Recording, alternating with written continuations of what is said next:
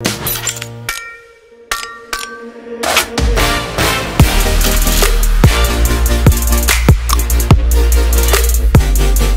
right. Hey guys, and we're live. Welcome to today's episode of the Glow Collective. I'm your host, Dr. V. And on today's episode, I'm honored to have a family friend and renowned physician, Dr. Vasantha Kondamudi on. She is a family medicine physician and a geriatrician. She's also Senior Vice President and Chief Quality and Safety Officer for the Brooklyn Hospital in Brooklyn, New York. So, all right. So welcome, everyone. So thank you, Dr. K, for joining us today. So first question to start off with, tell us a little bit about your upbringing and what made you want to become a physician, and what were some of the hardships that you faced during this time? Very good question. I am the first physician in the family, in the entire, my father's side. So when I was almost 5-year-old, my father said that you should become a doctor. There was no choice given. So I kind of, from then, all that I could see myself is becoming a doctor. I did go through my schooling and, usually very studious, following whatever good girls do according to Indian culture all the time, very studious. So when it was time for me to apply for medical school, I did apply to Osmania, which is in India, one of the largest medical school. I was at that time 16 years old and I did not get it. So I was super disappointed because I did not get it, and I kept on praying and praying and praying. I said, God, it was, I had to pray a lot, and then finally somebody told me that I could apply to Christian Medical College, Vellore, which is an all-Indian institute. And then I just applied, which is much more difficult than getting into Osmania. But by God's grace, I got it against all the odds. So I would give credit to God for my admission to Christian Medical College, Vellore, which is a very historical place and one of the oldest hospitals. And right now it is 1900 bed hospital, tertiary care hospital. Wow. It is usually ranked as number 1 or 2, and recently it is almost, I think, at either 30s or 40s in the entire world. So it is very well recognized medical school. So challenge in the sense, it was an all-Indian competition. So every state had to have a written examination, and once you get qualified, then they would call for an interview, and the interview usually lasts for a week. So when I joined in 1980, there were only 30 seats across India. Wow. All the states, we had to stay in-house for a week for the interviews. So they invited about 120 candidates across India, and they selected 30. Wow. So during the interview, we had personal tasks, IQ tests, group tasks, and debates. I mean, they have enormous amount of observation, interviews, and testing. So finally, they choose what they choose. So wow. That was a challenging moment. I never thought I would get through that. And that's very incredible. That's very incredible. So right now, with what you're doing as an attending physician, you're very active in the residency program, as well as being chief medical officer at a large, busy hospital system. How do you balance your duties and family life? So I think for a female and a wife and I would say a daughter or mother, parent, it's kind of difficult. And that's why I chose family medicine. I used to do OBGYN before when we were in the Caribbean. But once I had my three kids, I wanted to balance my life better and be able to have regular hours. So I Mm-hmm. joined family medicine, Mm-hmm. so which gave us a kind of a balance. And you definitely need your husband's support. And my husband, Dr. Kondamudi, who is a pediatrician, chair of pediatrics at Brooklyn Hospital, he was instrumental in not only balancing the hours in taking care of the kids, but also to for a, for supporting me and my career. Like you need basically your spouses, and after God's help, you kind of have to have it. Otherwise, you can't do it. Mm-hmm. Yeah. So I always had regular hours. There are no surprises. So that gives me to ability to plan for my kids and to be able to stay at home on the weekends, be at home in the evening, and thank God for children who are responsible too. Mm-hmm. It is a circle of blessing. Mm-hmm. Yes, that is very true. To have incredible support, and at the same time, you had initially done your training in Jamaica, correct? And then you had to come into the United States and do training again. Correct. And what would you say if there's one or two or your top three traits that you had to cultivate to kind of fuel that determination for your success? What would you say those traits are? Um, Number one, you need to have a discipline Mm-hmm. and have that confidence that somebody is taking care of you. So that is a bigger one that I always, all my childhood and medical school, I have faith in God, and that is looks like, it doesn't sound very, I would say, for some people it doesn't. It's like, what is faith and how does it help? For me, it is the biggest asset because I was always assured, I was always had confidence in about my future, and there is no fear, Mm-hmm. no matter what I did. So I knew that there is a big power and forces behind me to support in everything. Number two, the focus. I'm really focused. When I focus on something, it's like a laser focus. Mm-hmm. I don't get distracted no matter what people do. And the third one is task completion. I always, whatever I start, I complete it, and which also puts me in trouble because I hate when people around me start something and they don't finish it. So focus and task completion are, and people call me OCD, perfectionist, but I like to. I'm detail oriented, so I don't do anything superficial.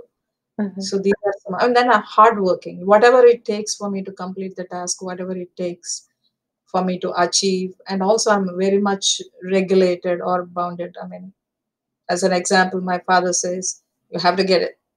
I would get it. I mean, if somebody of superior authority, like my boss says, you have to get that budget. I just have to do it. Mm-hmm. I mean, Mm-hmm. if I don't, then I would get very jittery, and so I have to. A lot of times, I have to work on it because Mm-hmm. not everything we can achieve, and so those are the three things after faith. Yeah, I love that. I think faith number one, I agree. It takes it out of you when you can trust into a higher power Mhm.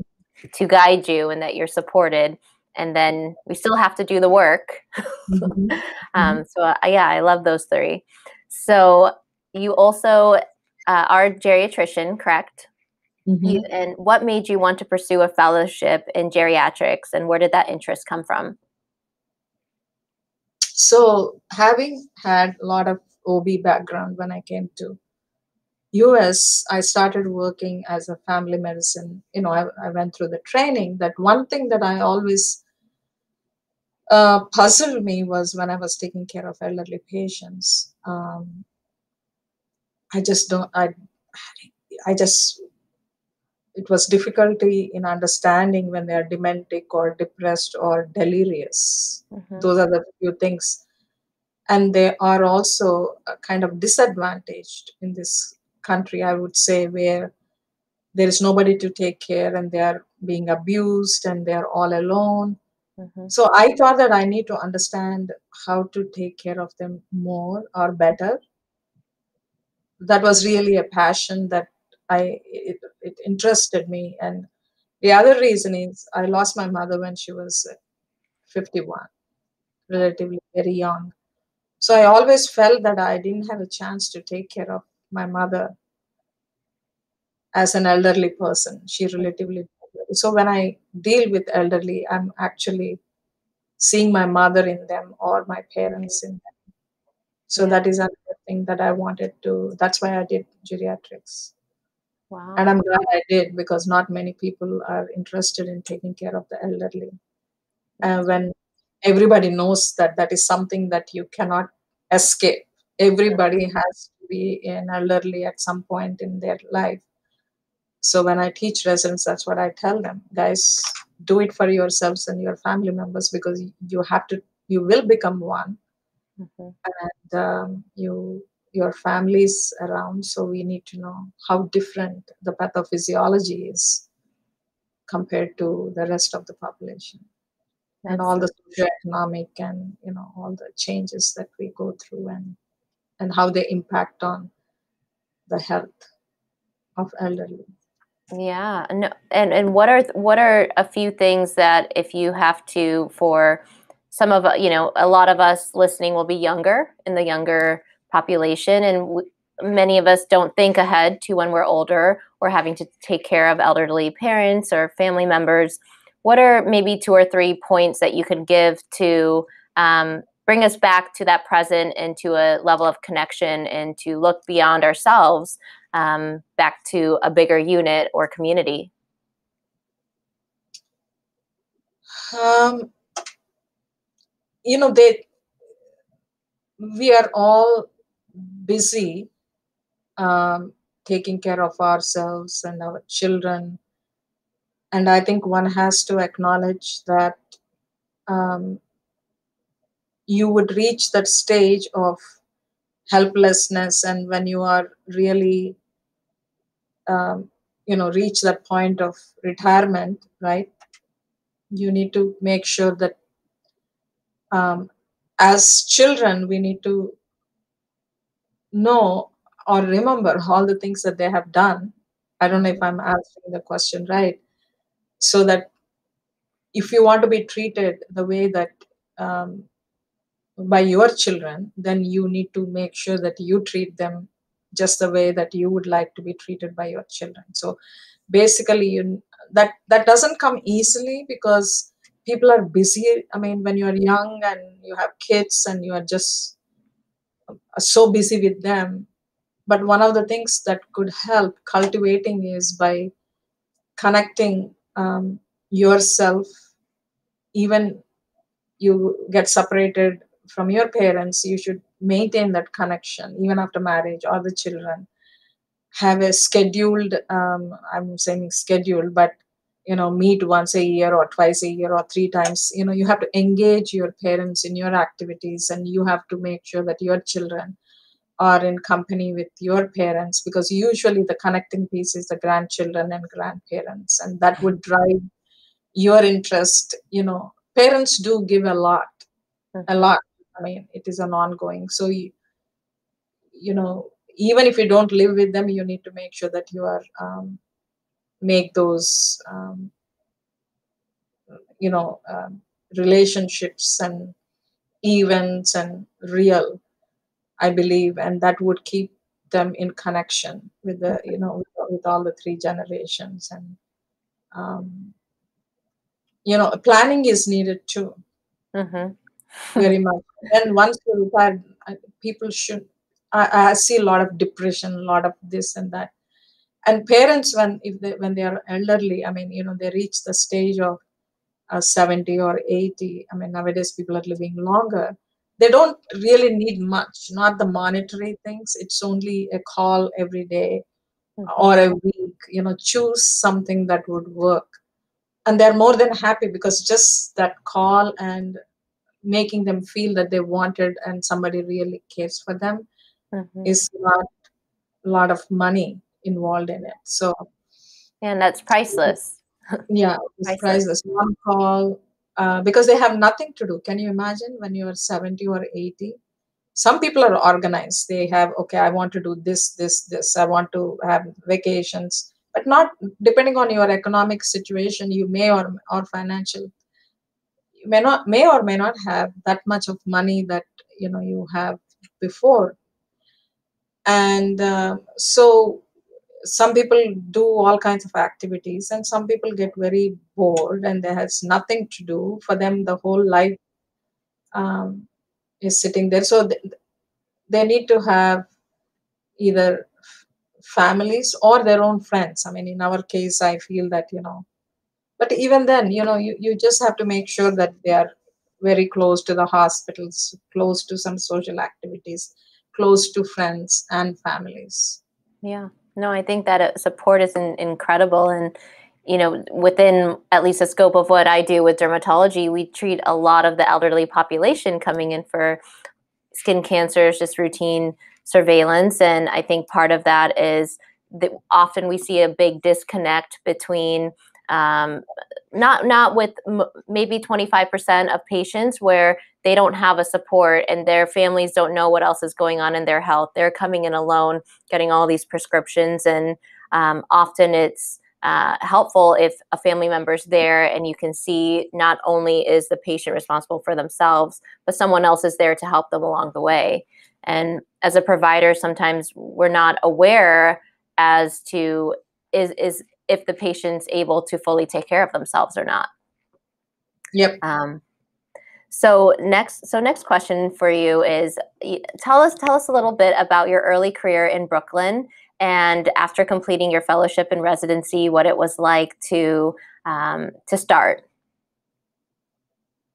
So as soon as I finished my fellowship, actually, I was supposed to come back as a director of geriatrics, but Monty hired me immediately from NYU because I did my fellowship at NYU. So my chairman at Brooklyn Hospital in those days, he was very upset that I didn't come back. And we used to live right in the hospital campus because my husband used to work still here, whereas I was commuting to Monty. Um, and I joined Monty because I'm used to working in a bigger hospitals. I was trained in Christian Medical College, so I wanted to go back to big university setup. So as we were commuting, we were looking for bigger houses or houses that is closer by my workplace, and we couldn't find anything that is reasonable, that is Westchester in those days. And meanwhile, there was a new development in West Orange, so then we liked that place and we wanted to get to live in New Jersey as the kids were growing up. At that point in time, you know the commute between Bronx, which is Monty, to West Orange was totally not feasible. So then, and my chair at Brooklyn Hospital, he kept saying, you have to come back. So I came back to Brooklyn. That was in 1999 Mm-hmm. as a director of geriatrics for the family medicine department. Then by 2004, there was change in the leadership. The chairman left, and there was a new chairman came, and he was like, there are a lot of changes in the faculty, and the program director left, and so he was looking at me and he said, can you help me with the Mm-hmm. program? I said, I would help. And he said, but I can't give you title because you're too young. I was in my 30s. Mm-hmm. He felt that I should help. He's a chair, and so regardless, I joined. That's how my entry to be an into the education. And then when he left within 6 months with a lot of drama, Wow. so the previous program director came back as a chair, and she made me the APD, associate Wow. program Mm-hmm. director. And how did that feel? How did that feel when he wanted you to ask for assistance and help and didn't want to give you a title? How did that make you feel? It's a funny thing. One would feel a lot of things if I didn't have my strong faith. I always felt that all things work together for good for those who Mm-hmm. trust in God and who are called according to His purpose. Is the verse from the Bible. I think it is in Philippians. I forget the verse exactly. So I always believed in that. So even though he was asking, it was the right thing to do for me at that time, because he didn't know how to run the program. Mm-hmm. And the residency was important because I come from this residency, and therefore I started helping him. And I knew what the residency entails just by doing the curriculum and all the things. So I helped him, but then he didn't last long, and the previous leadership came back and gave me the title in a couple of years, Yeah. APD. I think that was in 2002, I think. Yeah. And then she was the program director, and at some point she said the program had 14 citations, and she was fed up being a PD, and she said, Vasantha, why don't you take up Mm-hmm. be a PD? So by then I was 2 years into APD, and she asked me to be the program director with 14 citations. So I had to fix 14 citations. Yeah, that's a big undertaking. So that was good. I mean, there is a challenge, but Mhm. you know, by God's grace, we got rid of all the citations. So it was good experience, and Mhm. I mean, it goes on. Every time there is a challenge, I got a promotion. Yeah. Did you know when you started that you wanted to be in leadership and that was something you were called to do? No, never in my life. And even as a um, medical student, I was very shy, and I'm Mhm. introvert. I hate public speaking. So I had all those ingrained in me as weakness. Yeah. So I never wanted to be a leader. I mean, that Mhm. was not in my radar. Yeah. I wanted to be a missionary. Mm-hmm. I wanted to go to remote areas in Africa or wherever, tribal areas, and I wanted to serve God and be a missionary, take Yeah. care of others. So, but then I also believe the verse. It says, there is a verse in Habakkuk. It says, the God is my strength. He makes me walk on my high places. He makes my feet like hinds feet, and he makes me walk on my high places. Because there was one book.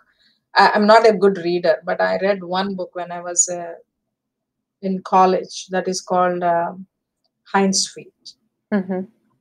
Um, it is like a pilgrim's progress. It has allegorical story. I think it is. So in that there is a character. The main character is much afraid, and how with crooked hand, feet, and then couldn't even walk straight. But then the chief shepherd, who is equal to Jesus, he, takes her through journey, through ups and downs and hills and valleys, and finally one day, she gets hinds feet, Mm-hmm. could leap on the mountain. So it was something similar. My story is. So I never thought where I am, and I feel that when you're weak, you become strong, Mm-hmm. Yeah. because your weakness is made perfect with His strength. So that's what I believe, that Yeah. Whatever is my weakness, he becomes strength and you become strong. Yeah. I love that. I will check out that book as well, Hindsight. Such beautiful lessons. And um, I think, I think many of our listeners who will, listen to this podcast and listening to this episode, I think it's going to resonate with many. They're young women that aspire for more and to have confidence and leadership and just determination, but they lack that belief in themselves, and we're told so many different things by society, and I think seeing you being able to go through everything that you've gone through to get to where you're at and have such inspiration, and the role you play in your community is incredible, and just the lessons that you have to share. So what would you tell a young girl, a young woman that's listening? Maybe they're in medical school or college, or maybe they're already a practicing physician. What advice would you give to them if they aspire to move up in leadership? I would say that,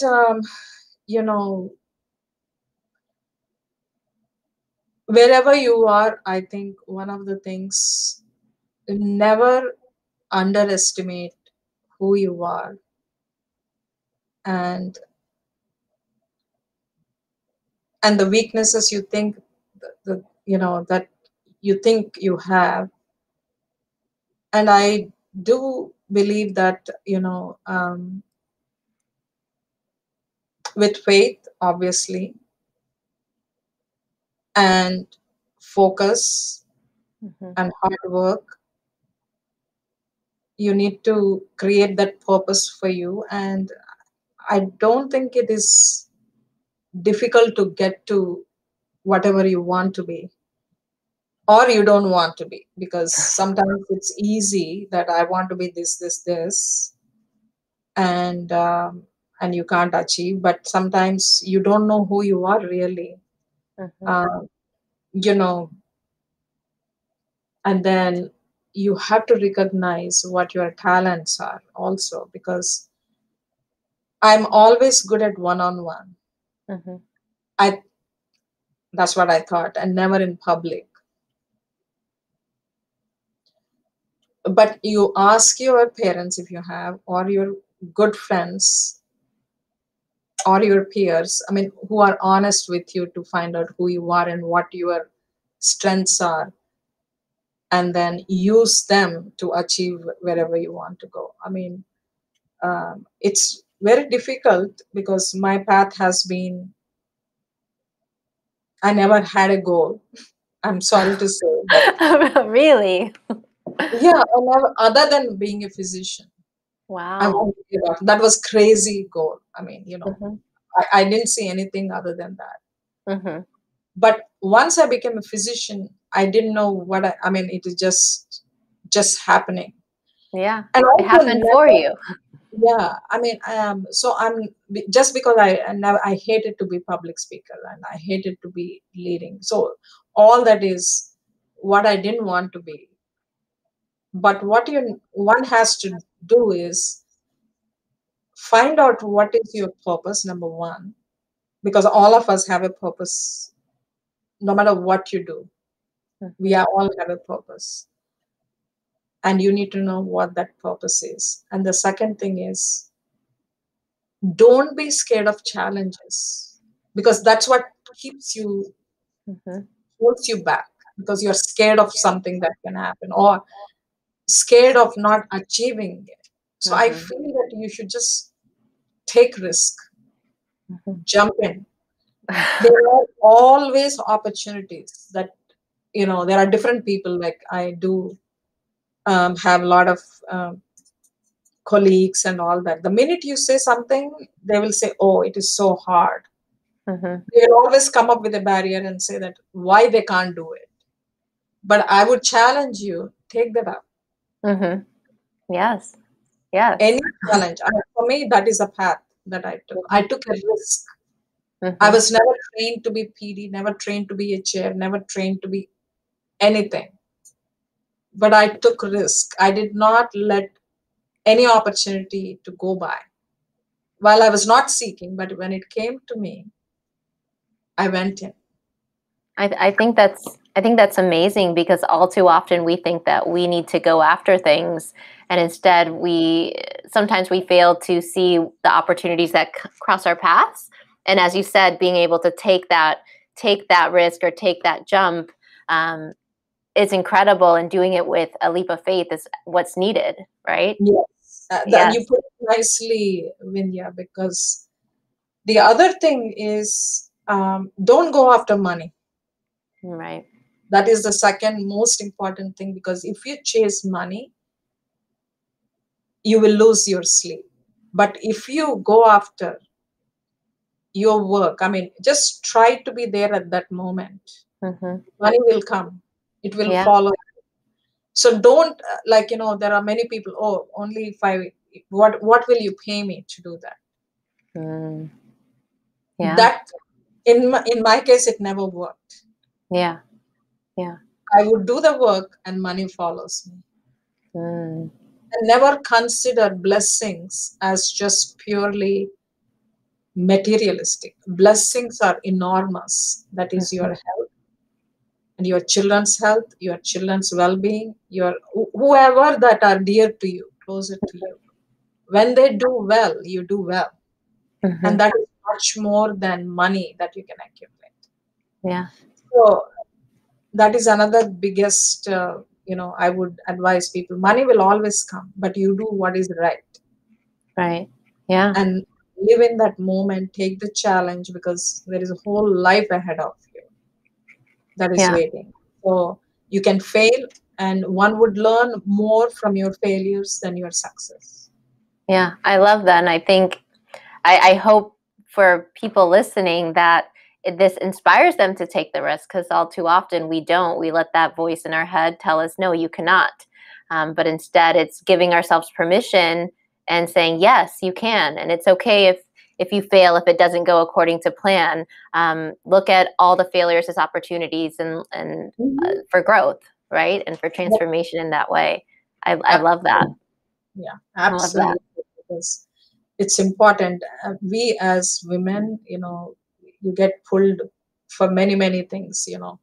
There's nothing right time for you, because you also have to be a homemaker. You have to get married, or if you want to have kids. That is another thing that I learned is do everything. I There's love that. nothing planned. You just do it. I mean, yeah, you need to have a right spouse. Otherwise, it's going to be difficult. Well, you need support, right? You need to work together. Yes. Yeah. Yeah, I love that. Yeah. So another question for you is: so you decided to go back and get your MBA in medical management. Mhm. Take us back to when you were making that decision. What was going on in your life, and what made you decide to do that? Good question, because titles came to me with the challenges. Once I became a vice president.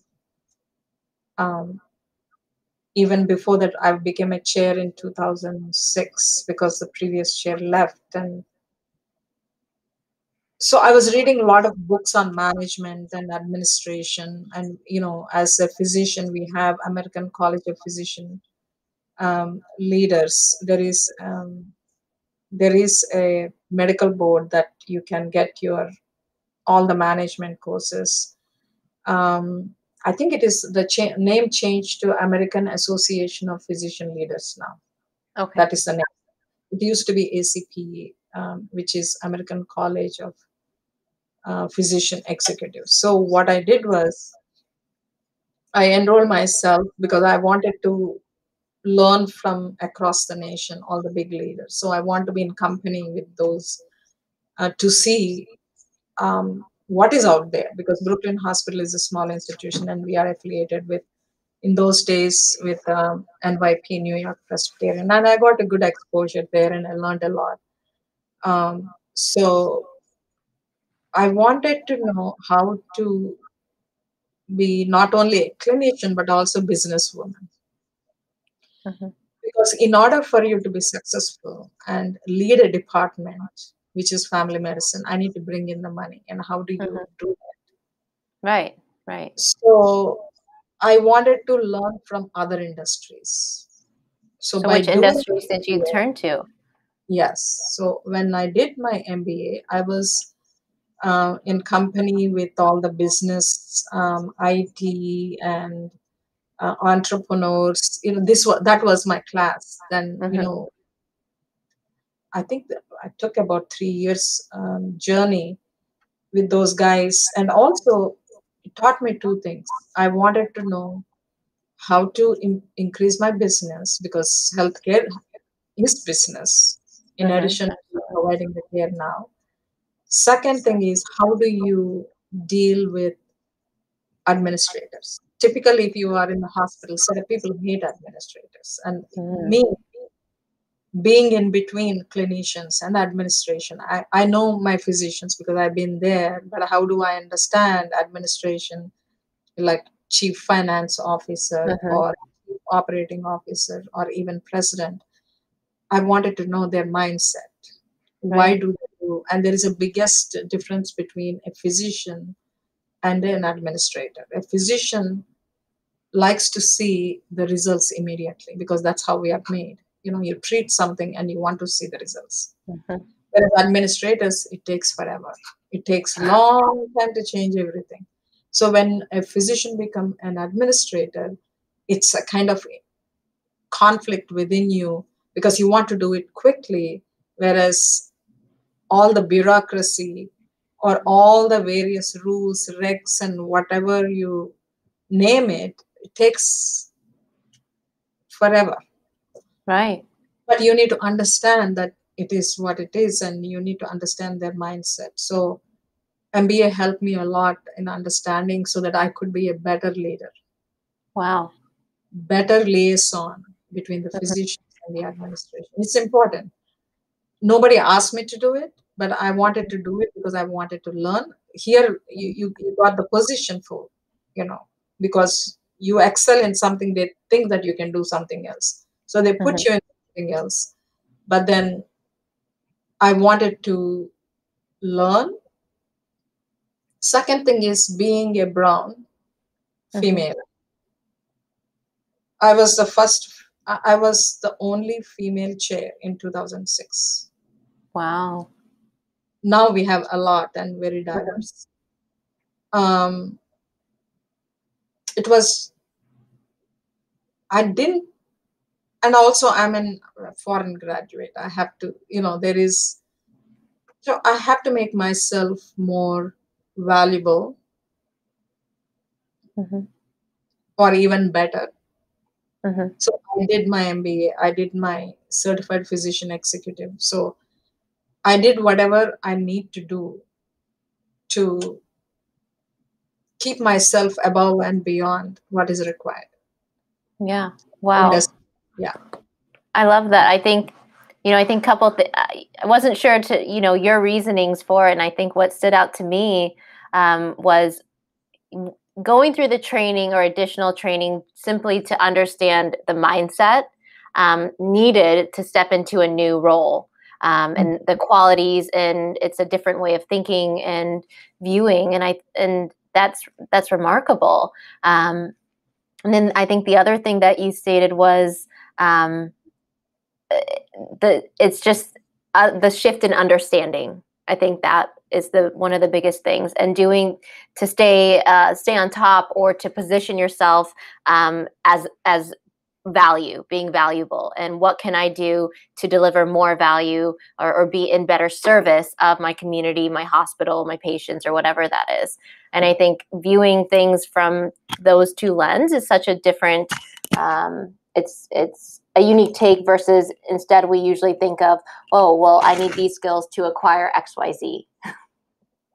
And usually they're tangible things. And I love that. I think I think it's very inspiring. Thank you. No, it is. And I think, for me, I've been I think if you can understand how something works or the mindset or the skills needed to step into a new way of being, to, do something different. I think you can learn anything if you just understand what's needed and how to navigate any situation. And I think it's challenging to be able to do that. And so, yeah, I definitely very respectful. So thank you for sharing. And one more thing I forgot to mention, that even for the youngsters, one need to have a mindset of lifelong learning, because you never stop learning. I think when you stop learning, that's when you just become stagnate. You can't grow. Yeah. I mean, growth is directly proportional to the learning. It doesn't matter what you learn. You have to just, life is equal to growth. Yeah. Growth is basically when you learn, you keep on learning. Yeah. It doesn't matter what you learn. If you think that you know everything, that will be a dead end. Because so, and that keeps you vibrant, I would say, your mind alert. And for those of us who are trained in 80s, everything is different, right? I mean, medicine is totally different now. And especially for those of us who came from different countries, there is a different learning of culture, different learning of the system-based practice, and everything is different. So you have to keep on learning, otherwise you will fail. Yeah, that is very true. To stay, I mean, and the times are changing so quickly as well. That's very true. That's very true. So next question, you kind of answered it a little bit, touched base a little bit. So who do you look up to within in your career, both in the medical industry, but also in leadership? So who are your mentors or role models?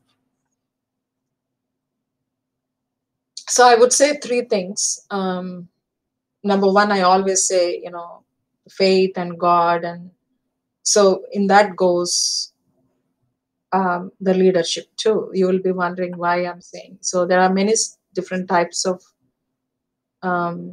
leadership styles. And one of the leadership is servant leadership.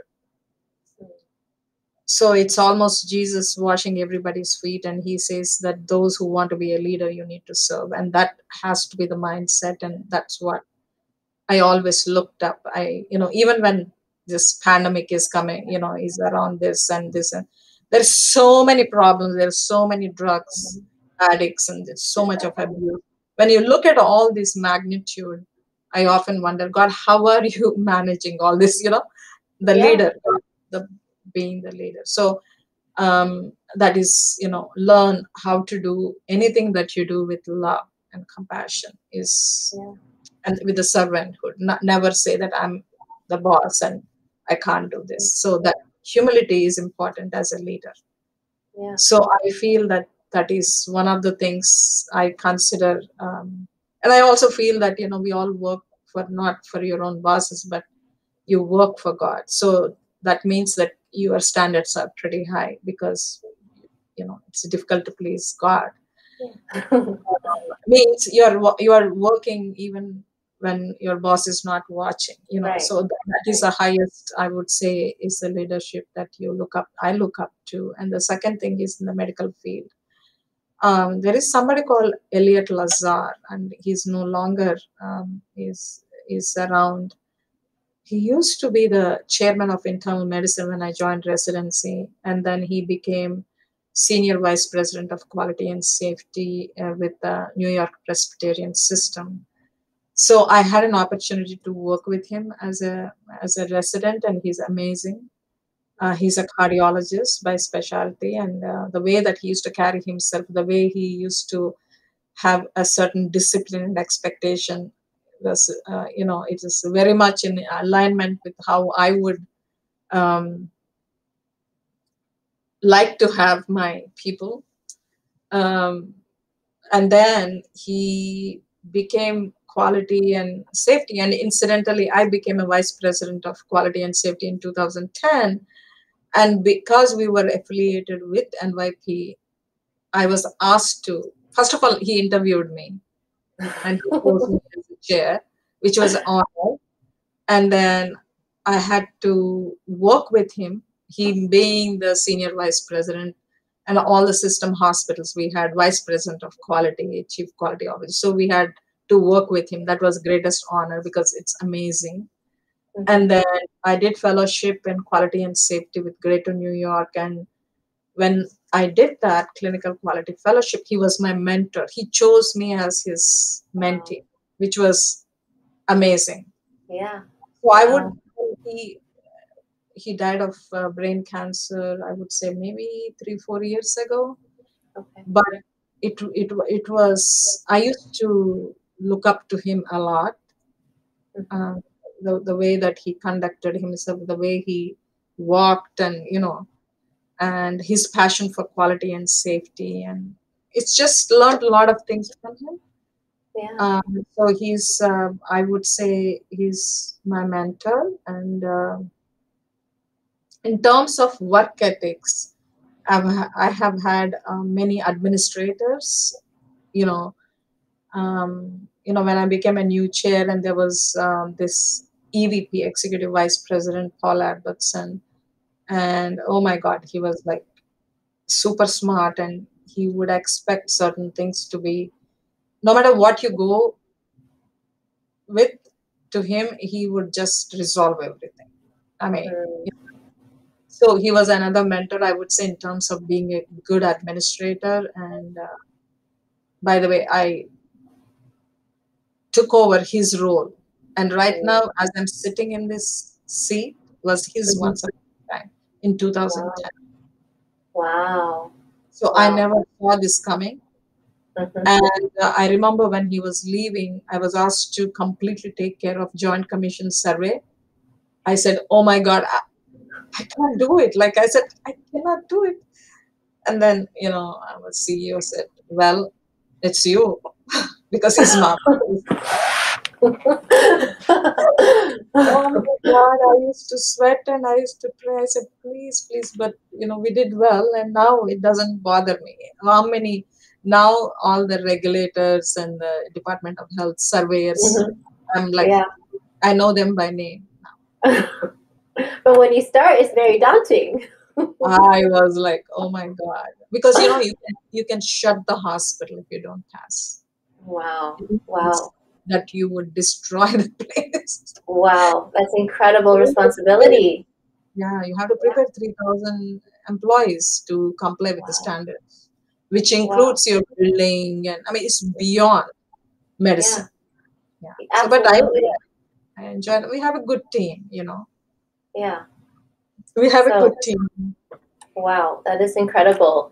So this segues into my next question, and as being Chief Patient Safety and Quality Officer, touching base a little bit with the pandemic and all of that, what was it like for you navigating a new crisis in a very busy hospital, a very busy city, and having to lead all of that? How did you navigate all of those challenges all at once? It is very slow progress, right? I've been here for 28 years. So the journey was 28 years, and I became a quality officer in 2010. So it's been like 10 years into, 2020. It's interesting. It is 10 years later.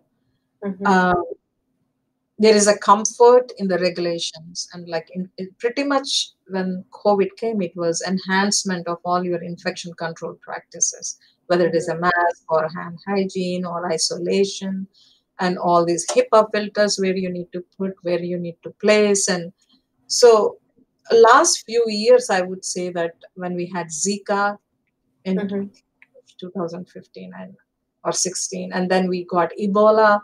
So we have been having and bombarded with the strangest organisms as an institution. So we need to comply with their special protocols, special screening, special EMR changes, special training, etc., etc. So of course, this pandemic came with, can't even imagine. And we were struck. We were the first people to, get the the first attack, I would say, before the rest of the states. Yeah. Yeah, Um, you're ground zero.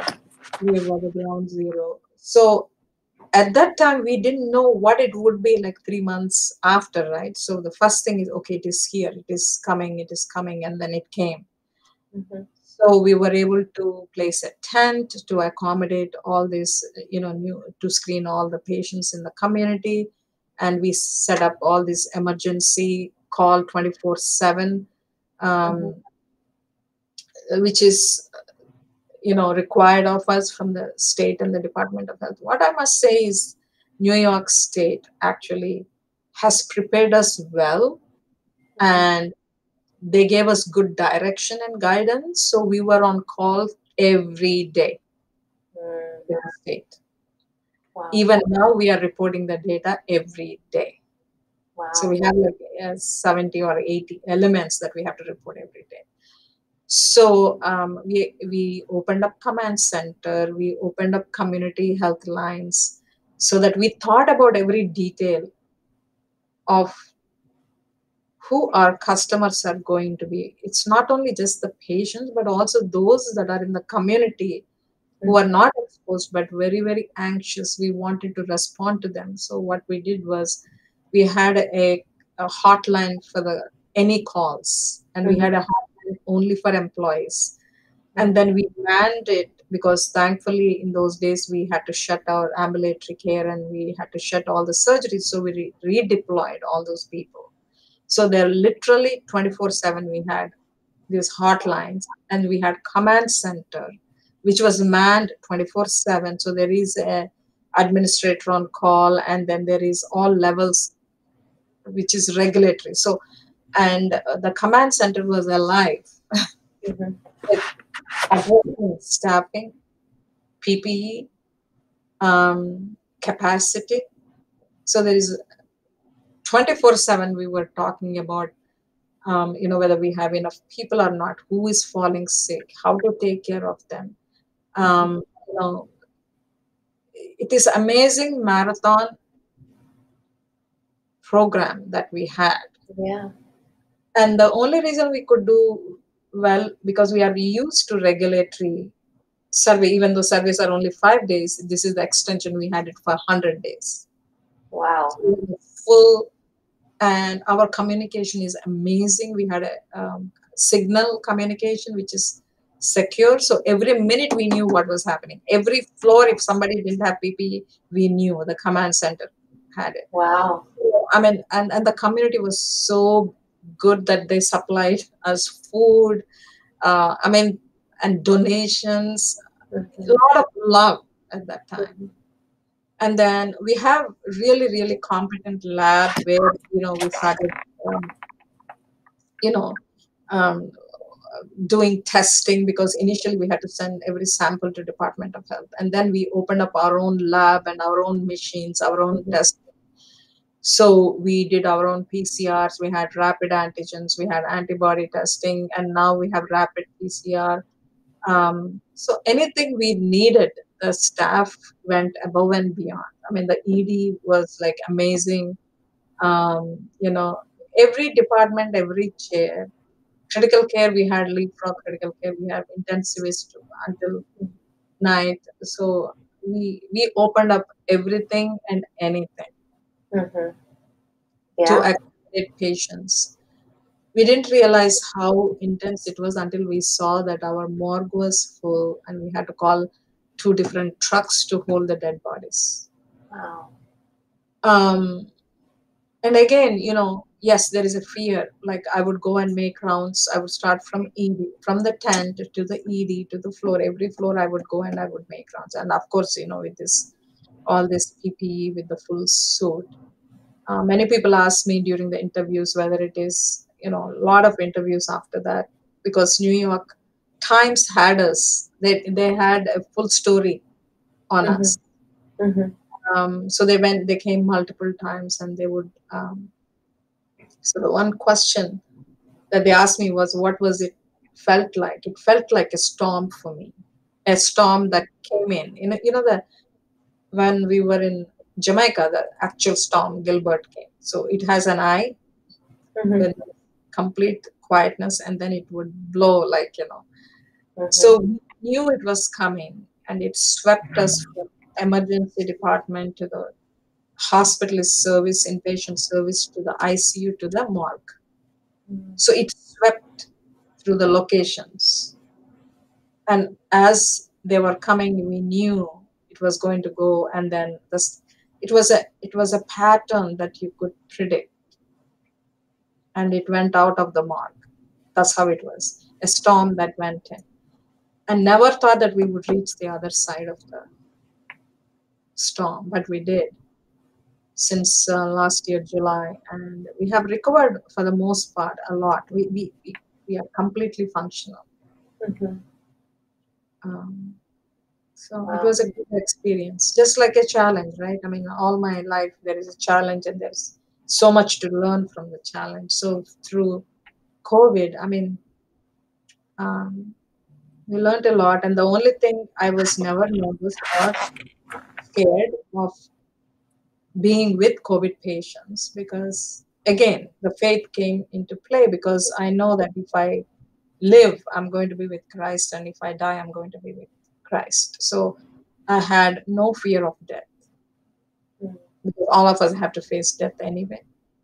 Yeah. Sooner or later, it's all the privilege, right? We are all sitting here. It's a privilege to live. Many people didn't think, I mean, we take life for granted in many ways.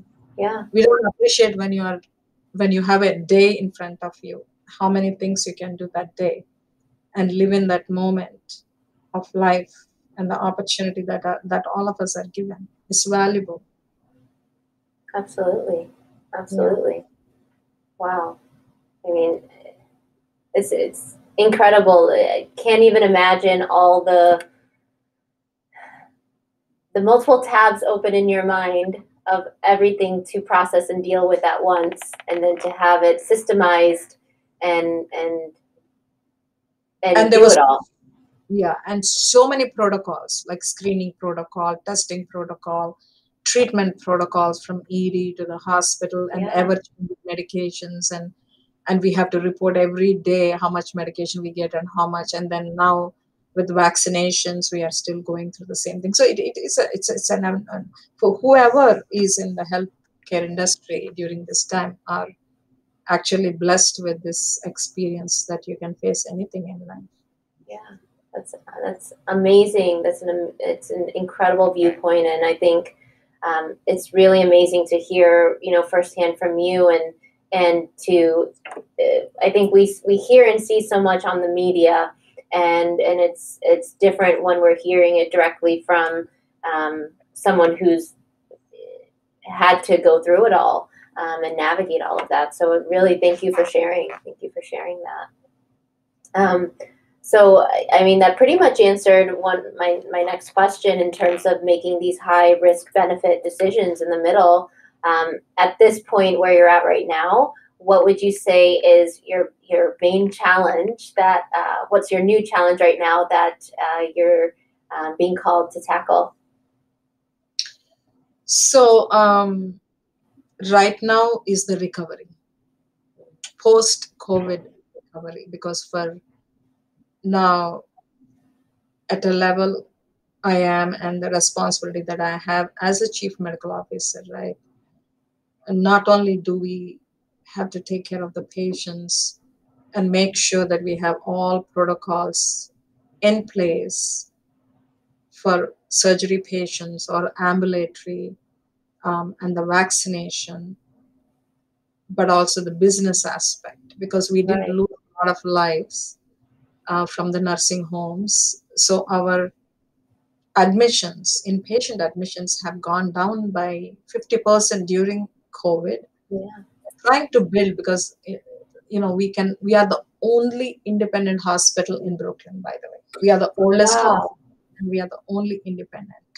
We are Wow. affiliated with Mount Sinai, but we are in a very, I mean, if you Google actually the Brooklyn Hospital and the neighborhood, it's an amazing neighborhood. It is no longer what it used to be 28 years ago.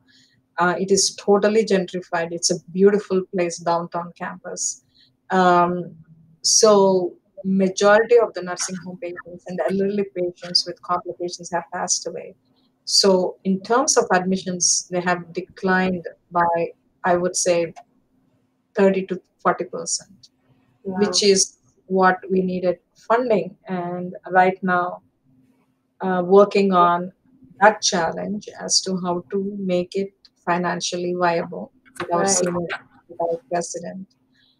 That is the focus now. We are seeking for, federal funding, Mm-hmm. state funding, so various fundings we are looking into, because we are doing extremely well with surgery patients. The volume came back. We are doing better than pre-COVID. Ambulatory care, we are doing extremely well.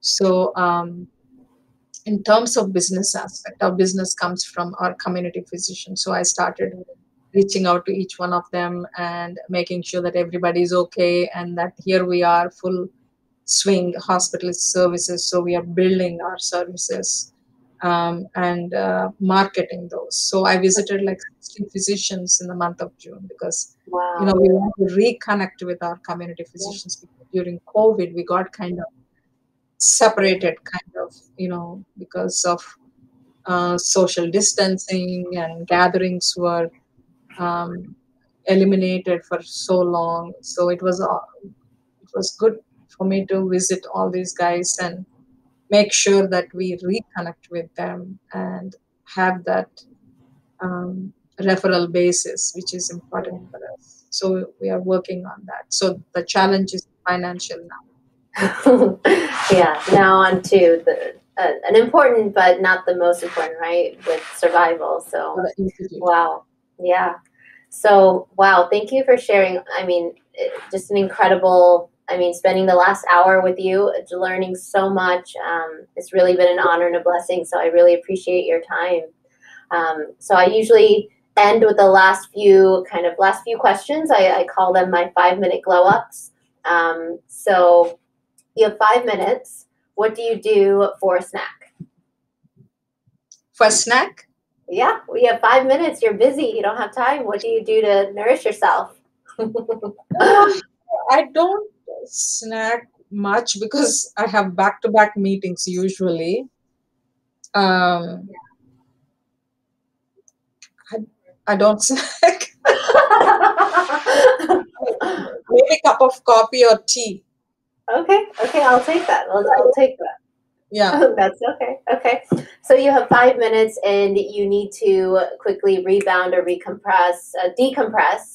What do you do to relax and reset yourself? I do everyday meditation, and I have my quiet time in the morning, quiet time in the evening. So I read my Bible, I pray. So I start my day fresh. Mhm. I end my day fresh. So in between, if I have to do anything, I would just go to, if it is on the weekends, I watch a movie, Mhm. 5 minutes, but otherwise, I'm thinking, where would I get 5 minutes in between my meeting? But if I'm at home, I can do, plants and gardening. I'm very big on gardens and Okay. plants. Yeah. Okay. Okay. So final question for you. Um, so the podcast is called the Glow Collective. So it's all about finding things to unleash your glow in whatever way that means for you. So what does unleash your glow mean to you? Um, Repeat that again. So it's all about, so on the podcast it's all about unleashing your glow, finding Mhm. that spark within, and living in a way that brings passion, understanding, and connection and service. So what does success and unleash your glow mean to you? I think when you smile, right? I mean, usually all of us have something that sparkle, and I believe that I glow when I smile. Hmm. Yeah. So I believe that, the inner happiness um, Hmm. would Yeah. help to have that glow. Yeah. Okay, I love it. I love it. So all to smiling more, right? Yes. Yes. Well, thank you for spending the last hour or so with us. And, I know this has been an incredibly empowering conversation and just so many lessons and just so many things to take home and to start to implement in our day-to-day life. So thank you so much. Yeah. You're welcome.